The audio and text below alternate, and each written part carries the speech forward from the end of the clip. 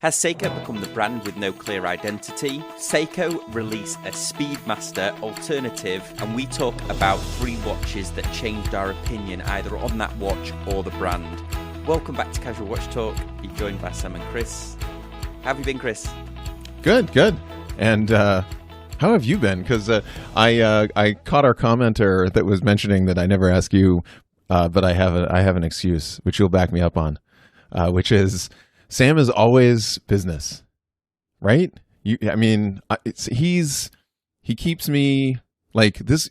Sam, this would be a wine, car stuff, home improvement podcast if you let me at it, I think. Yeah, and I did comment back to thanks for the person who commented in the on YouTube. I forget who that was, asking me why Kris never. We do chat before this. We don't go straight in cold on the show. We have there is. I mean, believe it or not, there is some planning that goes into this show. Yeah. So yes. The truth is, Sam is a straight down to business. And has always been that way. So he keeps me honest on this podcast. Otherwise, we would go off on tangents, and he's just not having it. So he is not even interested in telling us how he is. So I'm like, how have you been, Sam? Yeah, good. Okay, so Seiko has got, just right to business. That's good. So there's a lot of mockery of Hodinky and poking fun at Seiko that needs to be done. That's serious business on this channel. Yeah, exactly. We don't have time for pleasantries. So exactly. Well, should we kick it off with let's do a wristwatch check, shall we? We'll break the ice. Why don't I'll let you go first? This is my same wristwatch check, even after the month's challenge. This is really? my Christopher Ward. Now, I'll throw a picture up here because I broke my rule of not buying fromages. And I bought a fromage Rolex Oysterflex homage bracelet. So it's got kind of like the Rolex-y type thing. And then it's got the Oysterflex, which has got this it looks super soft thing. Yeah. I got it from Strapcode. It was $55. I can't say it's worth it, to be honest. Yeah. I can't say it's worth it. It's a little bit... I imagine that the Rolex ones are... I think they're a lot better because I believe they've got metal in between. Somebody correct me in the comments if I'm wrong, but I believe they've got metal in. This is just straight rubber, and the kind of ridge it's got on the back, it is a little bit scratchy. It's not too bad. I'll have to show a picture up here because it's hard to explain it, but there's like a channel down there. Oh, you can't see it. There's like a channel down there. Yeah. It's an okay rubber strap, but I wouldn't rush out and buy one. Yeah. I would love to get the Rolex Oysterflex, but you can't buy them separately. So. And plus, it would be $1,000 or something. Exactly right. When it, you want it to cost a little more than the watch at that point. Yeah, but I'm still loving this Christopher Ward. Now, it is running 10 consistently. Okay. Fast. Okay. And I've got a time grapher. But I'm just too nervous about regulating it myself. Oh yeah. We I think we had a little conversation about this, and we can certainly talk about it more when we talk about our one watch challenge. But my C65 settled down. I'll have to send you some pictures of the time grapher.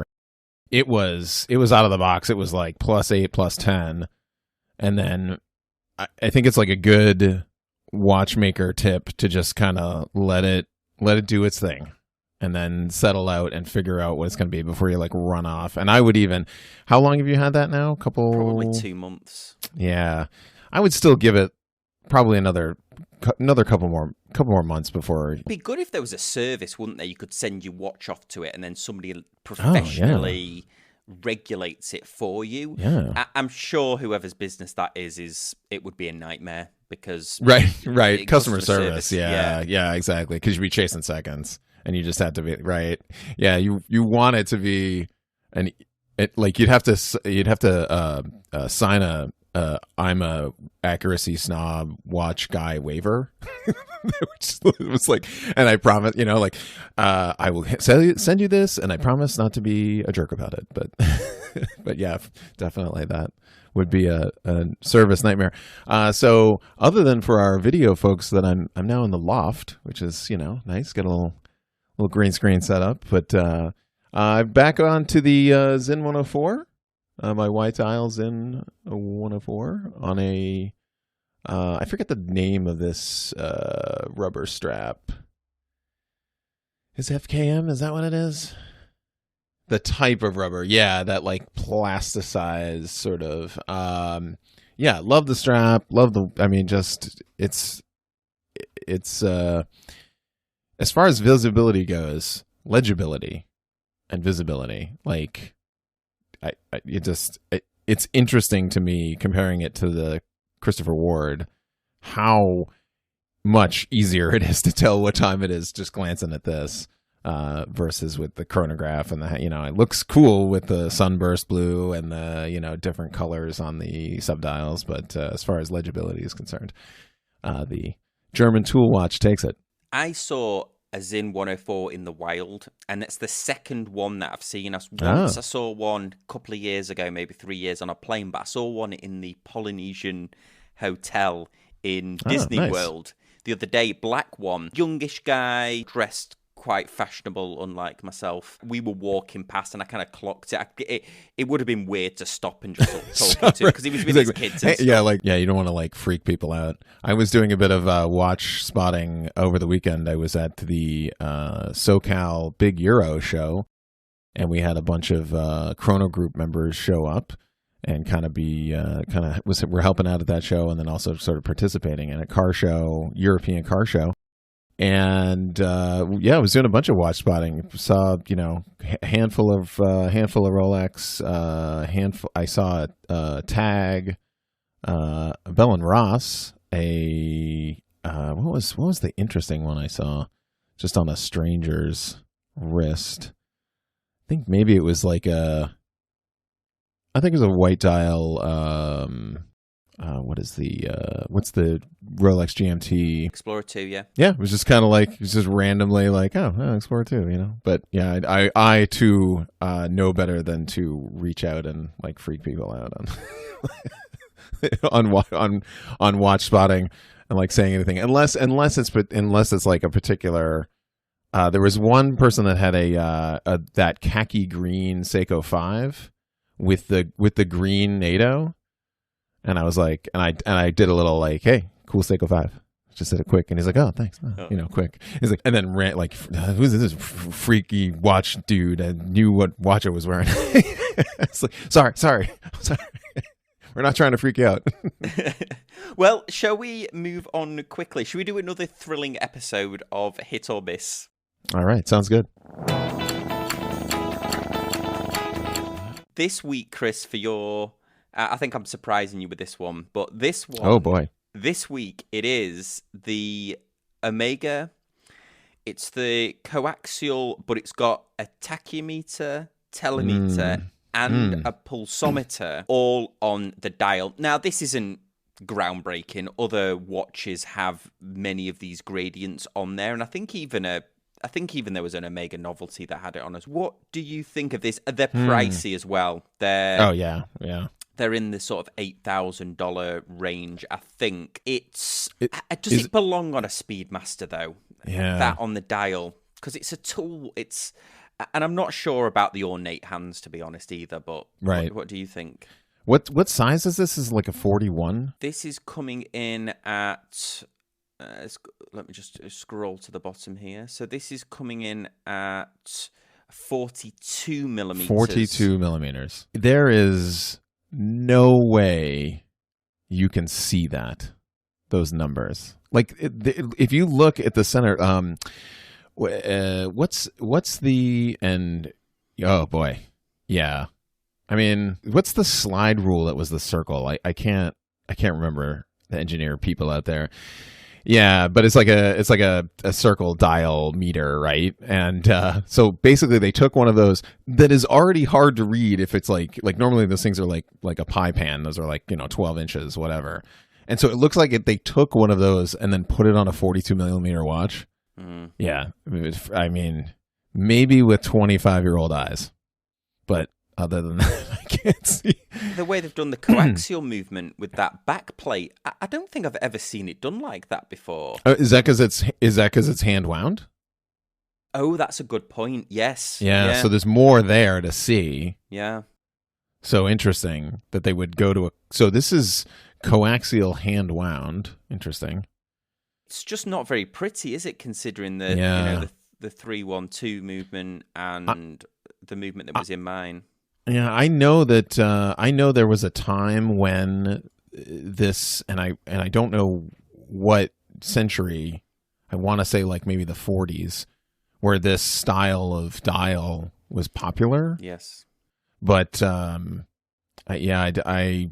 don't see it. For our audio listeners, it's a Speedmaster, 42mm Speedmaster, and it's got a telemeter, pulsometer in the center of the dial between the two. It's a bicompax chronograph, and then it's got the tachymeter on the outside. So it's like a Speedmaster with a bicompax, but with concentric circles in the middle. And the smallest concentric circle is probably 10 millimeters. And so the type that surrounds that concentric circle is maybe a half a millimeter.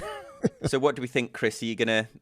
And there's obviously no lume on it either. But what you thinking on this one, Kris? Hit or miss? I'll give it a miss, but it's a miss for me. It's one of those watches again that somebody is going to see that, especially the blue on white, and just fall in love with that. But for me, for $8,500 or whatever, $8,300 plus the tax.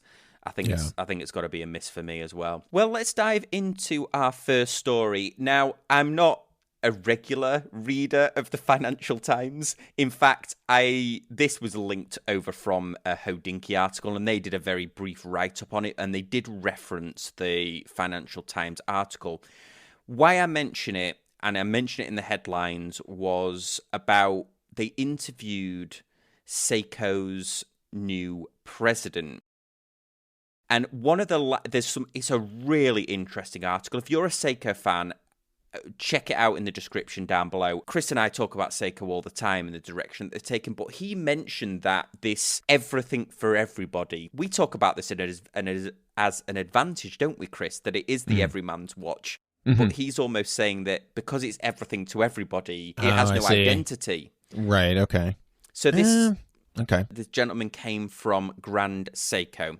So he was at Grand Seiko, and he saw Grand Seiko's improvement, 30% retail sales internationally. He built them up to what they are today. So this might be, Kris, why we're seeing... We'll talk about the Seiko Speedmaster shortly, but the Prestige and some of these more recreations of either iconic watches or recreations of watches that they've... Like the Alpinist that sort of look like the old one, but they've really taken this sort of faux vintage. It's similar to what Breitling did, where they've gone for a new vintage style watch, but not necessarily based on a reference that they ever sold. I found the article absolutely fascinating. But what do you think about this, where he's saying that Seiko has become a brand of no clear identity? Yeah, I don't necessarily see that. I mean, I feel like some of their stuff, like, I mean, you just mentioned like the Alpinist, and I mean, all of their divers, maybe in some of their other sub brands, I don't necessarily like, maybe over in the Prestige branding, nothing really resonates over there. I mean, I sort of feel like there's a really nice, green or red or blue dial dress watch with super polished hands is kind of what I think about when I think of Prestige. Maybe small seconds. But again, like a, shaped case dress watch kind of style. So maybe over there, they're missing out of they're missing out tackling their iconic designs and sort of latching onto them. I don't disagree with you. I think he's saying that obviously they want to improve their image, and he even alludes to the fact that even the people that work there had kind of lost the spirit of the brand, so to speak. So he's obviously had a lot of success with Grand Seiko. It's kind of making sense now while they're increasing this price point. I still have I've mentioned it on the podcast enough. I still wrestle with these watches that they have that are $750 to $1,000 to $1,500, because I personally don't feel that the movements that they're putting in these watches justify that. I think that they could really focus on, we've talked about the $1,000 spring drive, if that ever becomes a thing, but even putting in maybe silicon hairsprings or improving the movements, because in those mid-ranges, they don't seem to put a lot of effort into improving those mechanical movements. I think maybe from a design standpoint too. I mean, you are mass here. You have a giant watch company who is mass producing many, many, many, many different types. I mean, how many JDM, Japanese market pieces do we not even get, or for special edition stuff that they don't even bring out of the country, this kind of stuff, on top of all the stuff that they often offer for a world market, on top of all the stuff that they move over to Europe, move over to the United States, these things like that. And I just I can think of this, even back in the 70s, just this catalog of the old Seiko watch catalogs that you could find were just watch after watch after watch, and just this one with gold hands, and this one with a blue dial, and this one with a green dial, and that is Seiko. I mean, it's a massive manufacturing machine that is pumping them out. So I can see the especially coming from Grand Seiko, I can see them tightening up what they offer and really focusing on the quality of what they offer in order to raise the prices. I can see that, but it doesn't necessarily they might take themselves out of many markets. They think of the Timex market. How many people are I just got off a plane, I lost my watch, or I left my watch at home, I walk into a Target and I buy a Timex waterproof watch and I'm done. And it doesn't have to be this prestigious brand from a bunch of, watch nerds. But at the same time, you're filling that niche of I just went and I just picked up a good mechanical watch, or I picked up my first mechanical watch, or my first mechanical watch diver, or I wanted to give a gift as a nice dive watch to someone. These sorts of things. So I would be worried that they move themselves out of that market, because there's plenty of players that are ready to move into into that $100 to $300, your first watch. You raise an interesting point there, but they only have to look at it. It was also, what was interesting in this article was that in terms of dollar for dollar, actually Omega outsells Seiko watches. So they're being taught that the market is telling them that higher priced watches make more business sense. So it says, it says last year watches made up 52% of, I'll share this so you can see it on the screen. Last year, watches made up 52% of the group's net sales of 202.6 billion yen, equivalent of 960 million US. Its other activities include electronics, software, retail, and sports timing.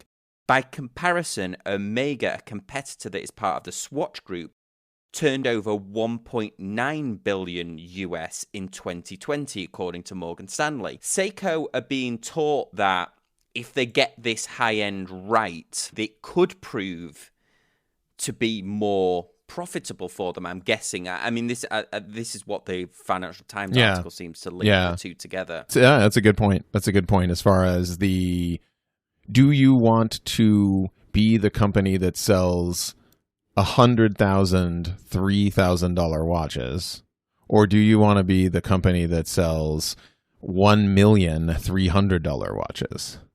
And so it can be dangerous. I mean, it could be dangerous because Omega can do it. And I was actually just going to bring up Hamilton. Yeah. Because I think Hamilton is a player in this space that does a really good job of this. Khaki, mechanical, your first field watch, fantastic, entry level. $400 watch with an ETA movement. I mean, people are sick of us singing the praises of Christopher Ward, but we love Christopher Ward because it's right. Sellita-powered movements. Hamilton seems to be functioning in that, where like, okay, if you want to, and then once you're in the brand, okay, you want to step up. There's some very nice $1,600 chronographs over at Hamilton's website right now, no problem. But they want to, I mean, Seiko, I'm sure, wants to be, especially from a financial standpoint, Seiko wants to be Seiko, keep making the same amount of money, but just have to produce less, get cost control down, get overhead down, and price watch up, get QC up, these sorts of things. Is it is it necessarily good for the consumer? I don't know. Seiko dials are amazing. The designs, we're going to talk about 2 Seiko watches that we really were blown away with recently, but I think equivalent, take your $1,000 Seiko, the movement in there, the 6R35 or whatever it is, they're no comparison to the Swiss. As much as they would like to be, they're just not in terms of the way that they're. Any watch that you're paying $700 for, $1,000 for, where they're like, oh, this might gain 20 seconds a day or lose 30 seconds a day, and that's tough. I don't really think is an acceptable path forward. Nope. So I would like to see them improve their movements, because I won't buy, and I'll, you can hold me to this, I won't buy another Seiko mechanical watch unless it's vintage or unless it's a spring drive movement. I will definitely buy it, because I'll talk about a quartz one that I can't wait for it to be released soon. But I think that spring drive is the next thing for me mentally after owning a number of Seiko watches. Right.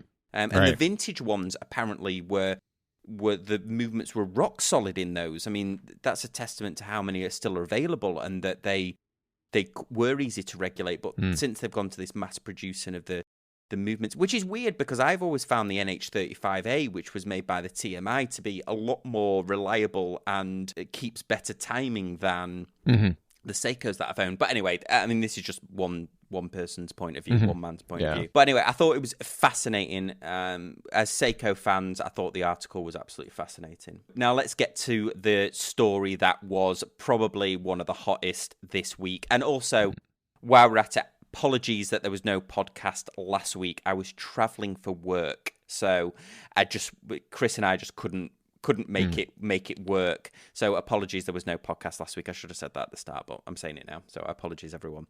The main story that got a lot of conversation over on our Facebook group, certainly, and across the horological world, was the new Seiko Speedtimers. And I have to say, they did blow me away a little bit, especially the quartz, and I'm going to talk about that in a bit. But essentially, if you've not seen this, Seiko released they're calling it the Seiko Speedmaster because it does passing resemblance to a very early Speedmaster, but a mechanical automatic bicompact chronograph. I see a little Daytona, but it's all okay, because this is based on the original Speedtimer brand.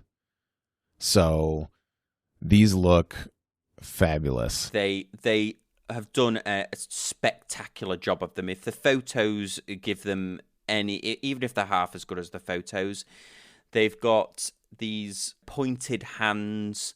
There's a white and a black version as well. So white and a black dial version.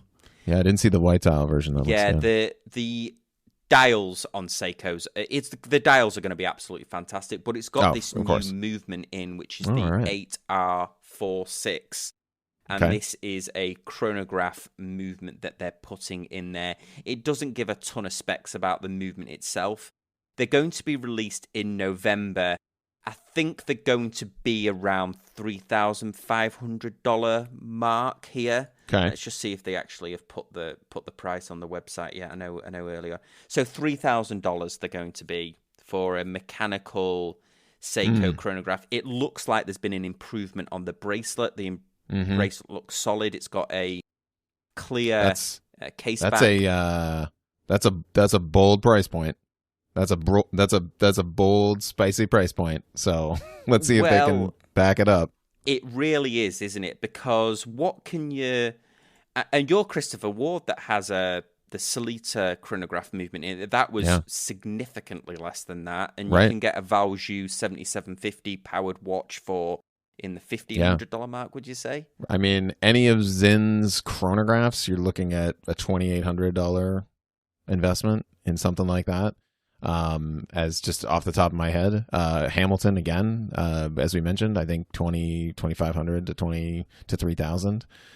So that's a spicy price point. Probably for Seiko, this is an MSRP price. We kind of get crossed up on this because we have some brands that, you pay what they say, and then we have other brands that are like, of course you're not going to pay retail for this.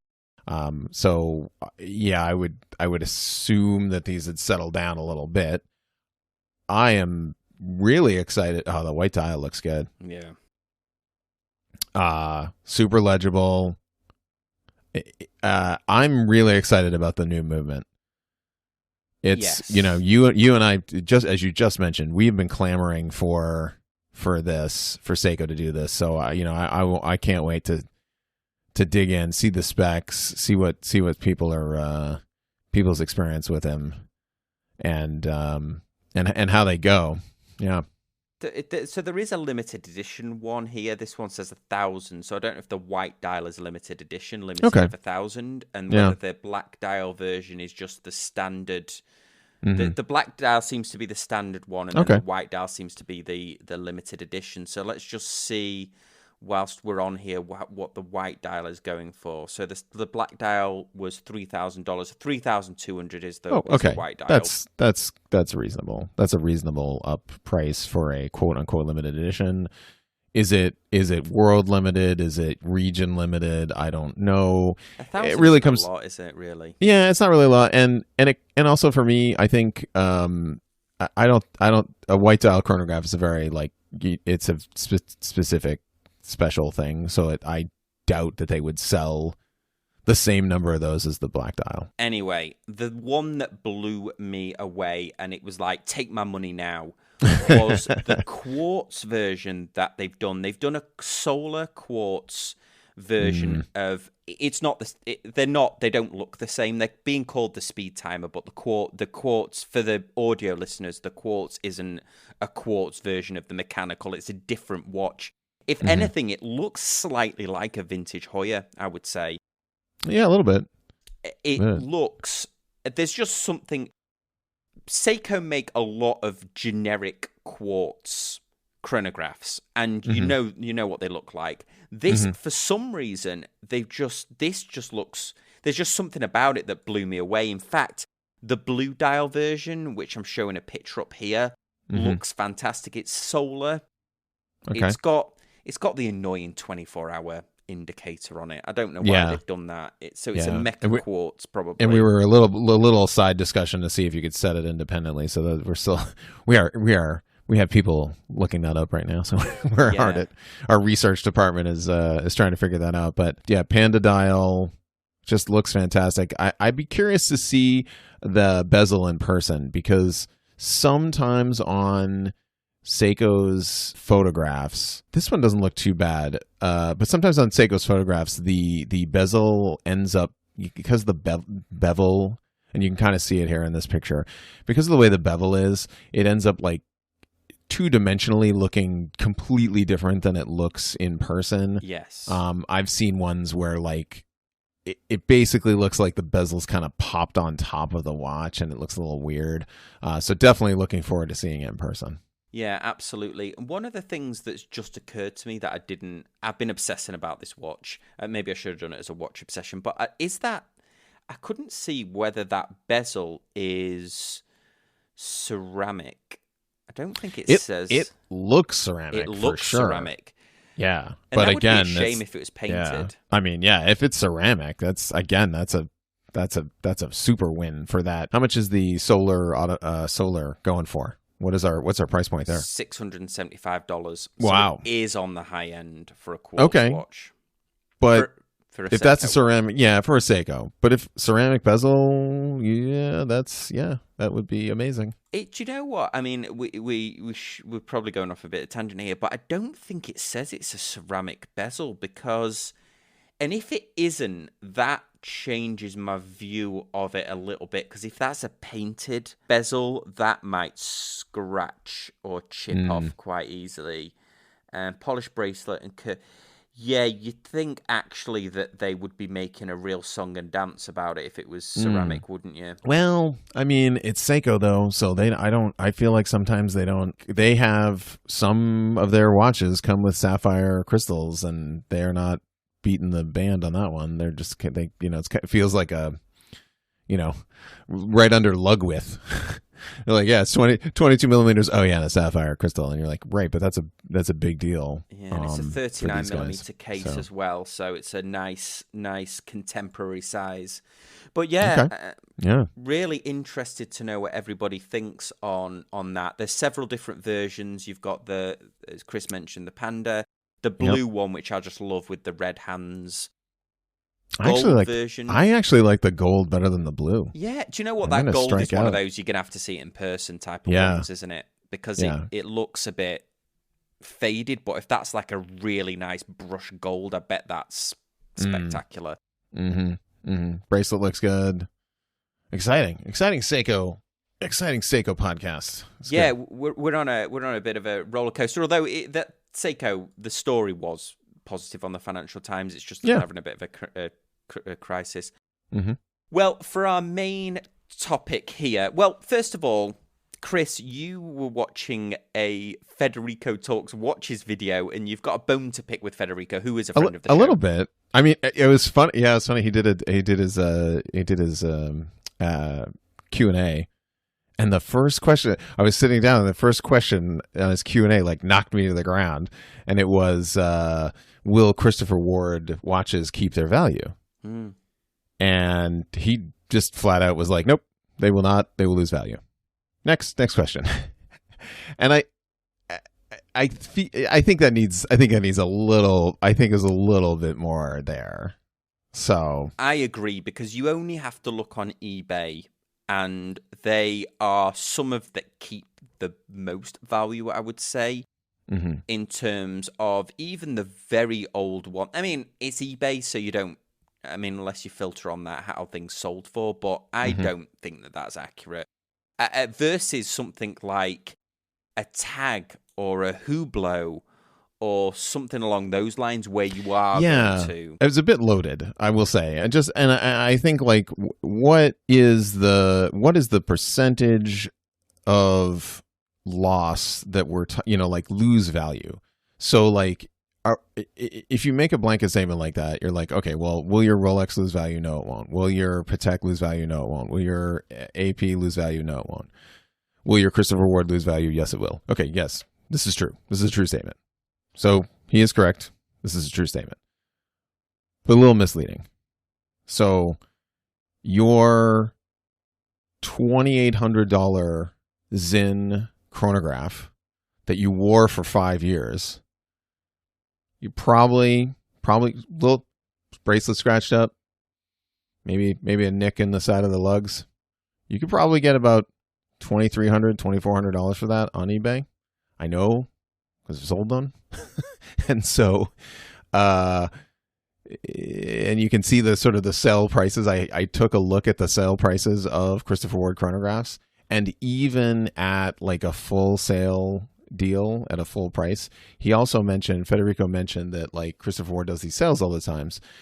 And I do agree that it can cheapen the brand. If everything is on sale all the time, then you feel slighted. Very similar to the Orient Bambino, right? Who hasn't thought I could just pick up an Orient Bambino for $139 because they're on sale? You're just yeah, it's a mechanical watch, in-house movement. We should, dress watch. We should totally pick one up. I get it. That's a watch that's not going to maintain its value. I totally get it. But like I said, I don't think it's necessarily the whole story. I think that for the price point, you are getting an incredible value for the price. It is going to 75-80% of all watches lose about 20 to 30% of its value because it's used. Whether that's a Breitling, and we've talked about old Breitling. We'll say old Breitling 5 years ago Breitling, they were dumping those things on gray market, and for easy 20-30% off. Yeah, 30%, and you would feel aggrieved. I mean, I'm a fan of Breitling, but you would feel aggrieved if you paid RRP in a retail store for it. I mean, having said that, you would get it there and then, and you get the warranty. But Christopher Ward, they do that regular $125 save. In the UK, it would be 100 quid, I guess. Yeah, they do that regular deal, and they don't hide that. If you sign up to the mailing list, they're sending that through, and they'll send you one in the post as well. So it's always prudent to wait for that before you. And they'll do it on new watches. It's not like... I think it's similar to the conversation we had about Seiko being like an MSRP. Like a $3,000 MSRP. Well, what is the price that you're going to pay at Macy's? When you go and pick that up, is it gonna be that $3,000, or is it gonna be it's been sitting around? It's gonna be $2,800. This sort of thing. So I think that's changed a bit with Seiko, because they've been doing this pre-release, haven't they? They've been saying this is available in November, and then you'll see is it Topps Jewelry and another. If you search online, you'll see a lot of them that have pre-orders at the RRP. I found anyway, because if you search for that new watch, you'll see pre-order prices. Oh, jeez. Sometimes.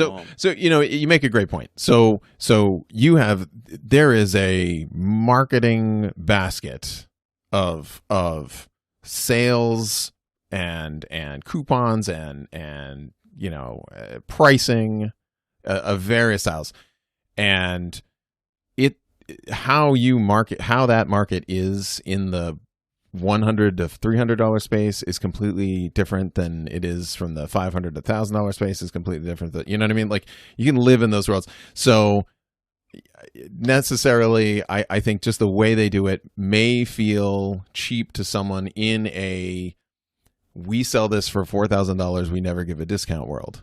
Of course, that seems cheap. But to someone who is like, hey, it's $125 off, and we're shoving coupons in your pocket, it's kind of thing.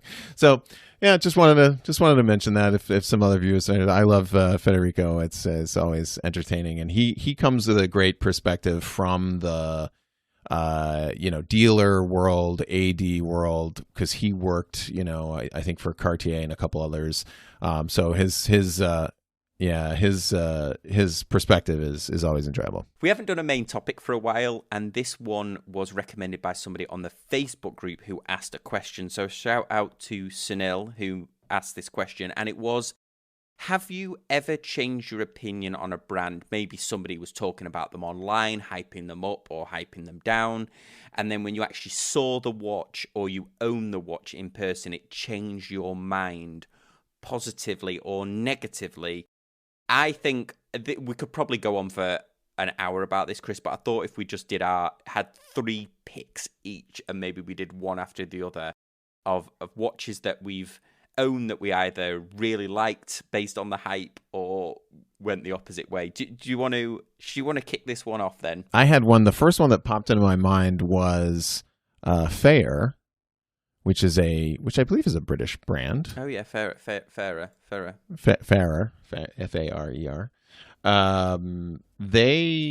Their GMT, they have a colorful GMT that I fell in love with.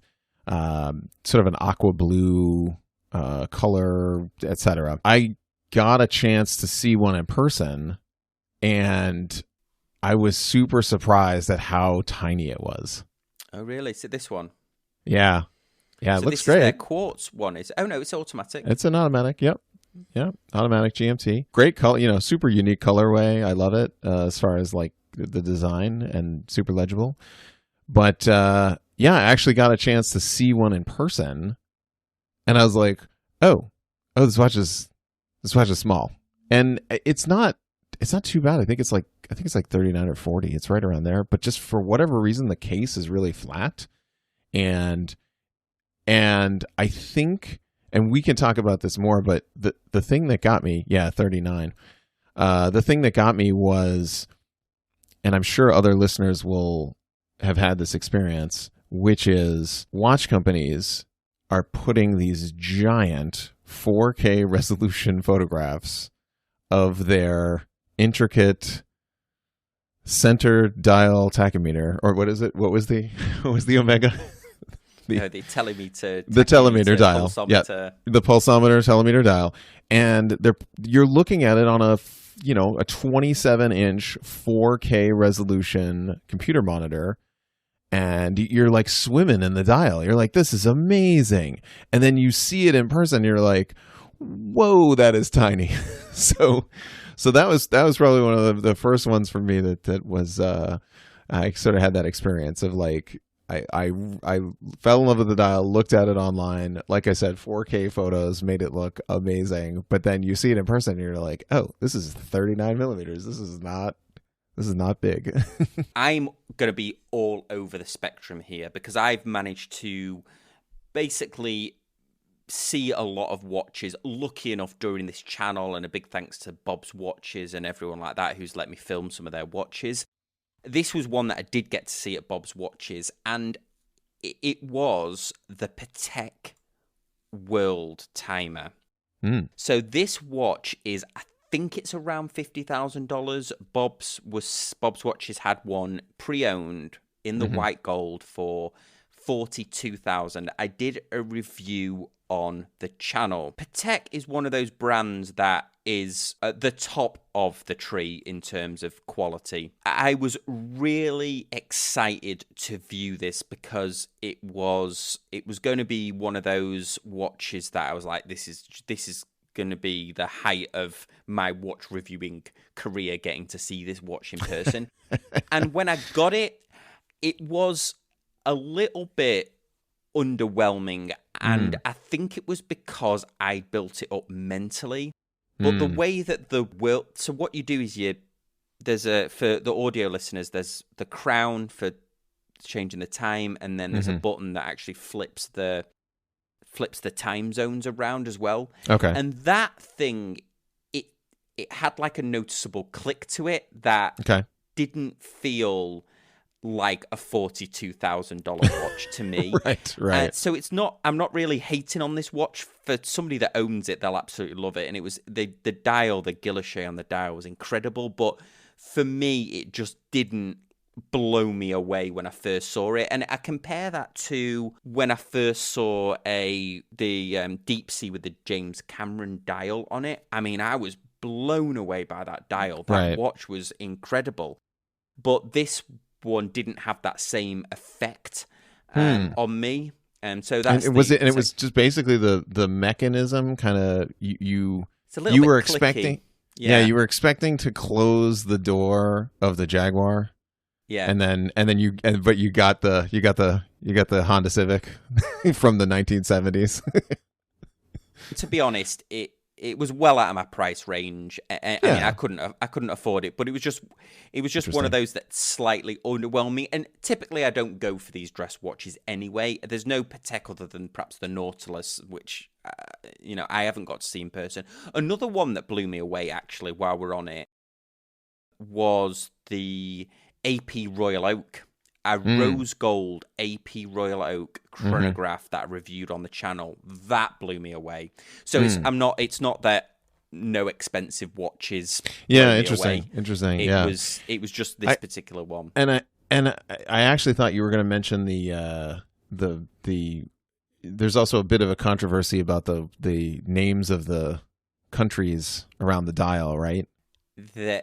Whenever you do a Worldtimer one, there is, because a certain political names have changed and so on, and all these territories that are disputed. All right. For my next one, this one was again going to giant computer monitors that not only are giant computer monitors that have high resolution, but cannot reproduce colors necessarily correctly to your eye.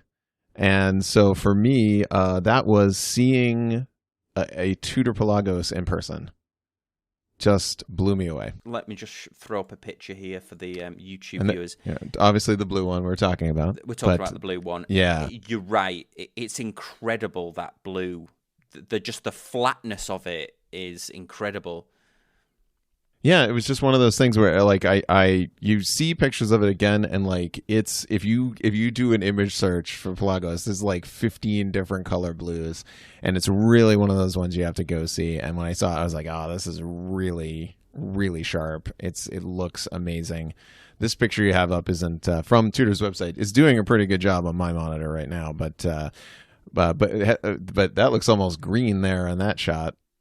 Look at that. Yeah. Even they can't quite color correct it to make it correct in person. So definitely one of those, you have to see it in person to appreciate its color. I promised I would be all over the spectrum here, and I am going to be all over the spectrum because this is a controversial pick from me.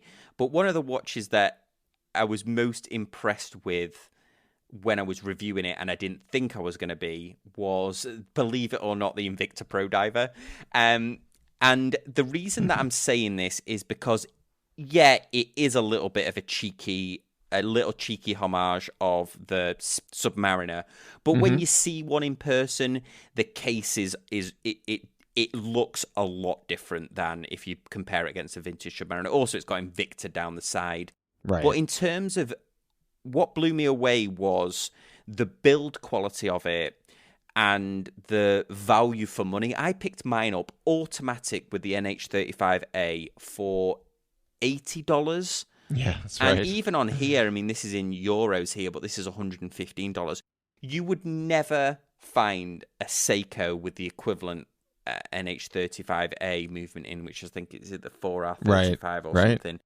You would never find a Seiko watch for $80 that had that movement in it and that build quality. I don't know how Invicta have made this watch at that price, because even some of the micro brands, I mean, they've got the economies of scale and stuff like that, but in terms of build quality, especially if you wanted to mod a watch, I mean, I put different hands on mine and it looked, I took the Mercedes hands off.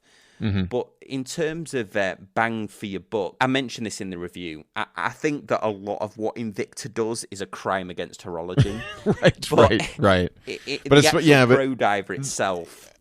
I had a similar experience. I picked up one for parts because again, I think it was like I was doing some experiment stuff, some Seiko modding stuff, and then again, like the Seiko NH35 is $44 or $48 if you buy it directly. And so I was like, or I could spend $80 in a coupon and get an entire watch with my Seiko NH35.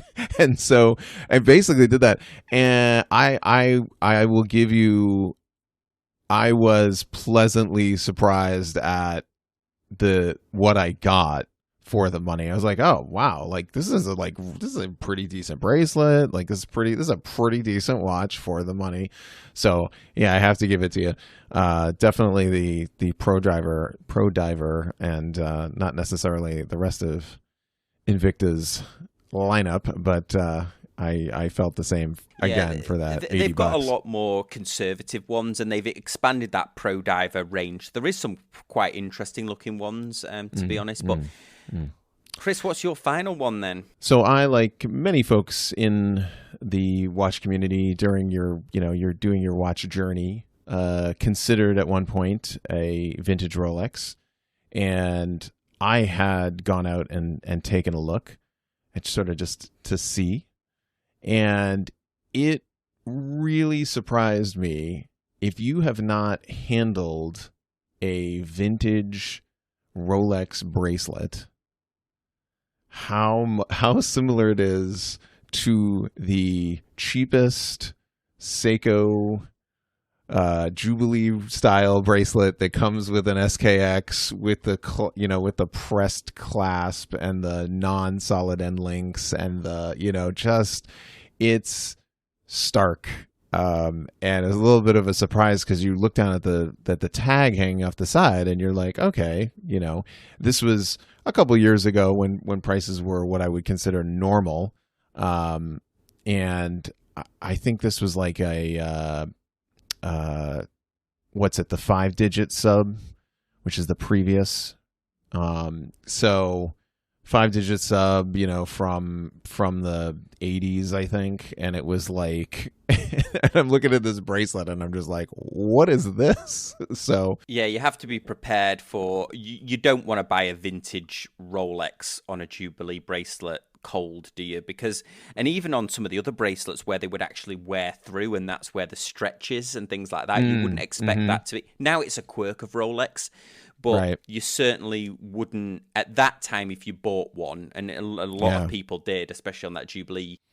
There's it's got pressed clasp and everything. It was a tool watch, right? It was a fancy tool watch. Mass market, tool watch, and it was interesting because I think at the time we were kind of going through. I think the watch community was really harping on solid end links at the time. This is maybe, like I said, 3-4 years ago, where it was like, solid end links, of course, this kind of thing. And you get, I'll just pick this $5,700 vintage thing up that, oh my goodness, this bracelet looks completely.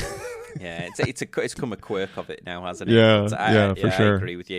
You've got to handle it, because even that $200,000 Paul Newman that I reviewed had that oppressed clasp on it. Which even I'd be murdering a new watch brand on a review if it had a pressed watch clasp like that. Right, exactly. So you're like, just put it in perspective. That's all I'm saying. I'm not, obviously not, they're great, but yeah, surprising though. Well, I'm going to finish this off with, this was probably one of the biggest disappointments of our watch collecting career, is the Seiko PADI SBDC 055. Now, I lusted after this watch for a long time because this was the first one. At the time, Kris, I don't know if you remember this, but at the time it was the first one that they did. They released that 62 MAS, which looked amazing, or the reissue, I should say, but it was $5,000. And this was the first of that generation where they were going to make one that was about $1,000. Right. I waited for this one. I knew that the PADI dial was going to be spectacular, which it was. Mm-hmm. When it arrived, first of all, it was a lot larger than I was expecting it to be, but I still loved it. It had that vintage vibe. The bezel was great. But then after a couple of weeks, I'd got it from shopping in Japan. After a couple of weeks, if anybody's been following the channel, you know this story. The movement just started being all over the place. Mm-hmm. So was it magnetized? Was it not? I sent it to Seiko US because it has an international warranty on it, but it isn't an international warranty.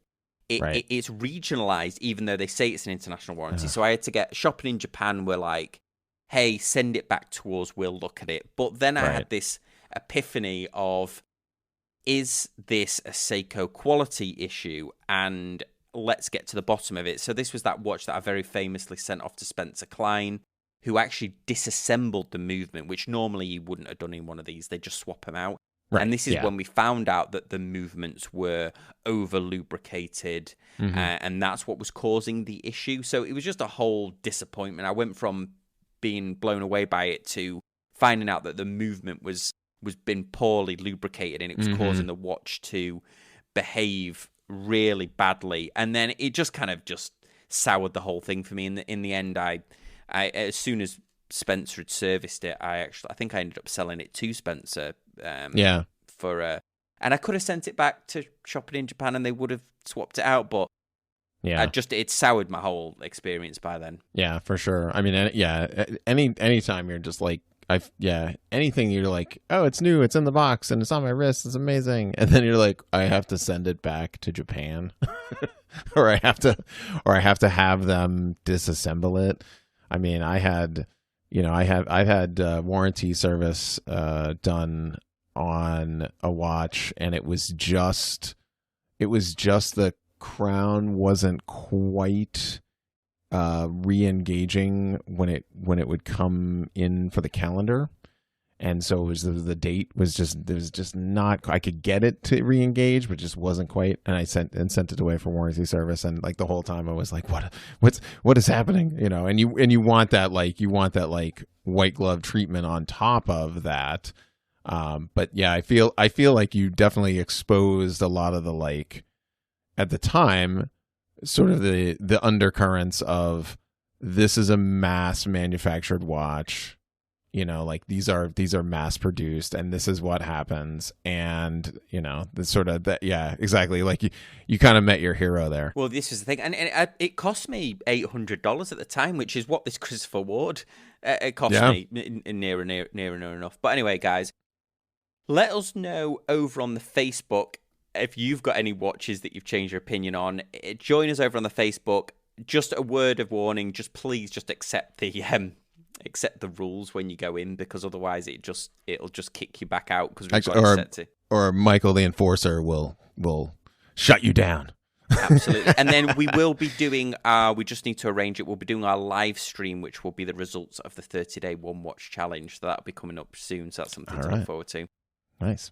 As always, guys, we appreciate you watching and listening, and we'll see you next time on Casual Watch Talk. Thanks, guys. Bye.